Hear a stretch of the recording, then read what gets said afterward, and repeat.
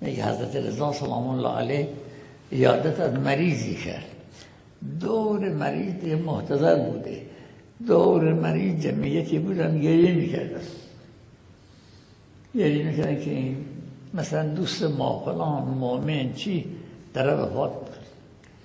حضرت لبخندی میکرد، آمدن بیرون عرض کردن آخر چه مناسبتی داشت، دوستانش همه گریه میکنن شما لبخند میکنی؟ اونم مؤمن صالح فلان.